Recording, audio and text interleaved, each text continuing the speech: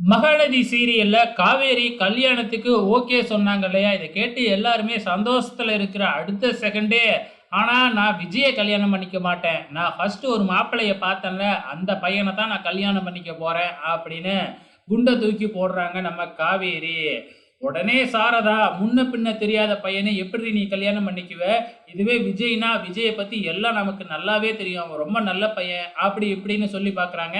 ஆனா காவேரி வந்து எவ்வளோ வேணுமானாலும் நான் கல்யாணம் பண்ணிக்குவேன். ஆனா அந்த விஜய மட்டும் கல்யாணம் பண்ணிக்கவே மாட்டேன் அப்படின்னு ஒரே போடா போட்டுர்றாங்க. ஸோ இந்த பக்கம் வந்து பார்த்தீங்கன்னா, காவேரிய தவிர மத்த எல்லாருமே உட்காந்து ரூமுக்குள்ள டிஸ்கஸ் பண்ணிக்கிட்டு இருக்கிறாங்க. என்ன காவேரி இப்படி இருக்காளே! எப்படி இவங்க 2 பேத்தையும் ஒண்ணா சேர்த்து வைக்கிறது? இவங்க 2 பேரும் எப்படியெல்லாம் காதலிச்சாங்கன்னு நமக்கு தெரியும். ஆனா அது அந்த காவேரிக்கே தெரியாம போயிடுச்சே! அப்படின்னு புலம்புன்னு புலம்பிக்கிட்டு இருக்கிறாங்க. அதே நேரத்துல இந்த பக்கம் காவேரி அந்த பையன கோயிலுக்கு வர வச்சு மறுபடியும் ப்ரப்போஸ் பண்றாங்க. ஸோ அந்த பையனும் ஓகே. நான் எங்க அப்பா, அம்மாவோட வந்து மொறப்படி உங்க வீட்ல பொண்ணு பார்க்குறேன் அப்படின்னு சொல்லிடுறாப்ல. ஸோ இப்ப என்ன நடக்க போகுது அப்படிங்கிறது தான் தெரியல. நிவின் போய் வீட்ல நடந்த எல்லா விஷயத்தையுமே விஜய் கிட்ட சொல்லிக்கிட்டு இருக்கிறாப்ல.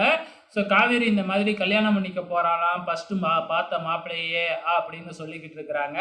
ஸோ என்ன நடக்கும் அப்படிங்கிறது தெரியல. இப்ப விஜயோட சித்தி வந்து பார்த்தீங்கன்னா, இத பத்தி தாத்தா கிட்ட பேசிக்கிட்டு இருக்கும்போது, அம்மு, பாப்பா பார்த்துர்றாங்க.